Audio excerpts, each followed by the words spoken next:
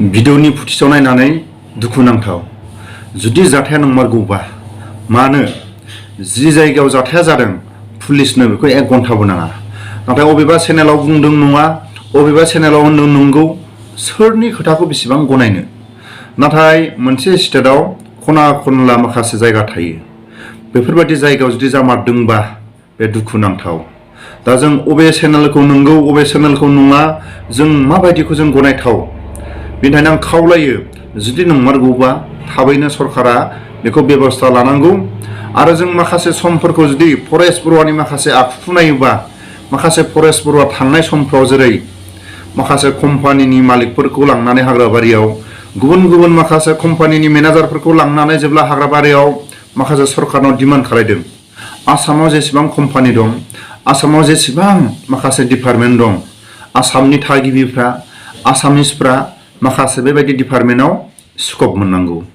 नाथाय फरेस्ट बरुवा जेब्ला अबेबा कम्पानिनि मालिकखौ लांदोंबाबो अबेबा कम्पानिनि मेनेजारखौ लांदोंबाबो कम्पानिनि सायाव खुद्रिनाया जाफुंनायनि उनाव मानसिफोरखौ मोजां मोजां हगारहरनायखौ जोङो नुदों गारबोनाय समफ्राव नुदों अब्ला जों जुदि फरेस्ट बरुवानि डिमान्डखौ नायोबा फरेस्ट बरुवानि साननाय बायदिखौ नायोबा सोरबा कम्पानिनि मालिकाबो हाग्राबारियाव लांजादों सोरबा कम्पानिनि मेनेजारा लांजादों गुबुन गुबुन डिपार्टमेन्टनि माखासे अफिसारफ्रा लांजादों फरेस्ट बरुवाजों माखासे फरेस्ट बरुवाया आसामनि थागिबिफोरनि थाखाय गावसिनि आसामिसफोरनि थाखाय माखासे सरकारनि सायाव डिमान्ड खालायनानै कम्पानिफोरनि सायाव डिमान्ड खालायनानै गुबुन गुबुन डिपार्टमेन्टनि सायाव डिमान्ड खालायनानै जाफुंसारनायनि उनाव फरेस्ट बरुवाया मोजाङै हगारफिननायखौ जों नुदों नाथाय गुबुन गुबुन स्टेटआव गुबुन गुबुन जायगाफ्राव फरेस्ट बरुवा साननाय बायदि जुदि सोरबा दैदेनगिरिया थोनदों बिथांमोनखौ बे दैदेनगिरिफ्रा फरेस्ट बरुवानि साननाय बायदि नङाबो जानो हागौ बिनि थाखायनो जोङो माखासे जुदि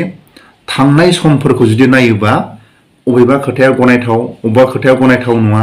बिनि थाखायनो नंमारगौबा जाय स्टेटआव बेबायदि थांनाय जोंनि बर' माहारिनि जायफोर कम्पानिफ्राव खामानि मावनो थाहैनाय जुदि नंमारथारगौबा पुलिसनि नाम्बारखौ लानानै दोननाया मोजां माबा मोनसे जुदि हरखाब सोरबाफोर गाग्लोबनो फैयोबा पुलिसनि नाम्बाराव लोगो लोगो फन हरनानै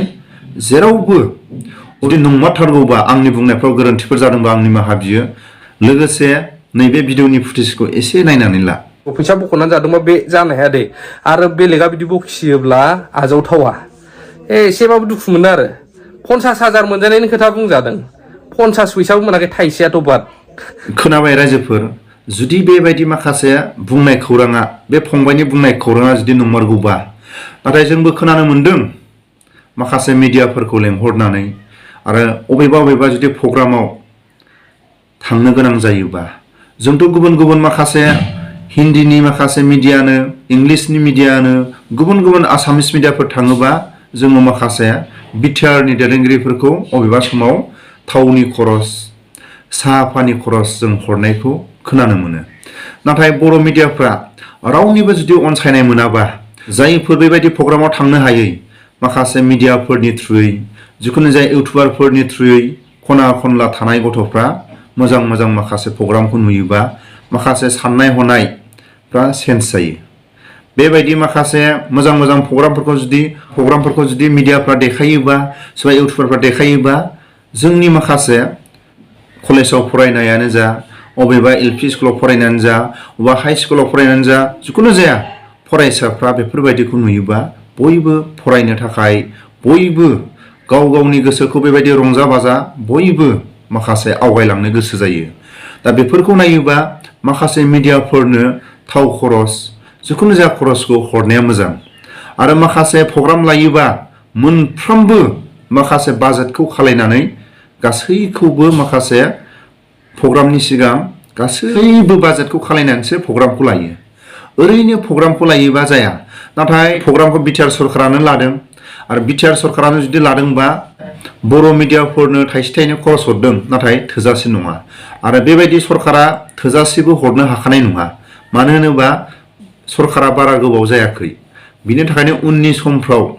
बर' मिडियाफ्रा जिखुनु जाया प्रग्रामफ्राव थावनि खरसखौ जाहाथे मोनबोफिनो गुफुरनिफ्राय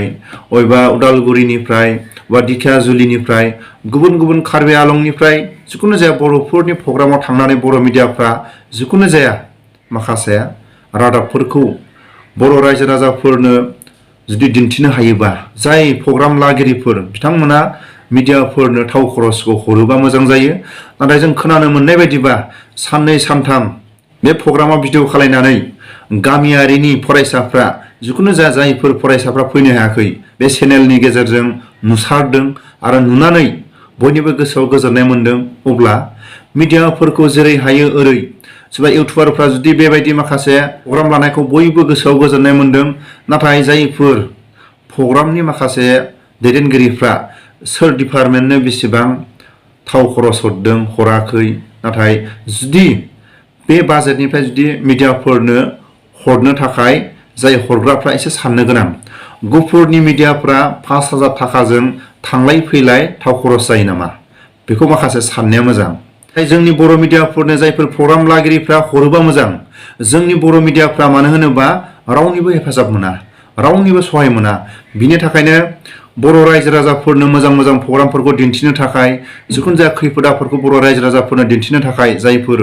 प्रग्राम लागिरि बिथांमोना जुदि बाजेट लायोबा आरो बाजेटाव जुदि लाफादोंबा माखासे थाव खरसखौ सानै हयै हरनाया मोजां बिनि थाखायनो आं खावलायो उननि समफ्राव जिखुनु जाया अबेबा प्रग्रामफोर लादोंबा बर' मिडियाफोरनो हरनाया मोजां आरो बर' इउटुबारफोरनि दारैबो माखासे मोजां मोजां माखासे रायजो राजाफ्रा नुनो थाङो जोंथ' दिनै बुङोब्ला जुदि रायजो राजा दुखु मोननो हागौ दिनैनि समाव जुदि जों बुङोब्ला हयथ' बर' रायजो राजाफ्रा दुखु मोननो हागौ जोंनि बर' इउटुबारफोरनि गेजेराव बहुद मोजां मोजां कालसारनि जानाय लोंनायनि बेमारनि जिखुनु जाया मोजां मोजां प्रग्रामफोरखौ बर' इउटुबारफ्रा बर' रायजो राजाफोरनो दानि फरायसाफोरनो दिन्थियो बेबायदि दिन्थि एसेबाबो सेन्स जाबोबाय बर'फ्रा बर' लिडारफोरखौ रायग्रा साबैसे दं नाथाय 100 जननि बिथोराव बर' इउटुबारफोरनि गेजेराव मथा मथि 10 जनबो गैया 90 जनानोथ' मोजां भिडिअ हगारदों अब्ला मानो थाखाय गाज्रि मोननांगौ जाखो 100 जननि बिथोराव 10 जनाल'सो बर' लिडारफोरखौ रायो रायनायनि बिथोराव माखासे रायग्राया थानांगौ मोजां मोजां सोरबा कालसारनि जानाय लोंनायनि मोनफ्रोमबो बर'फोरनि थासारिनि सायाव मोजां मोजां जोंनि बर' इउटुबारफ्रा रायजो राजाफोरनो दिन्थियो अब्लाथ' 90 जना मोजां खामानि मावदों 10 जनाथ'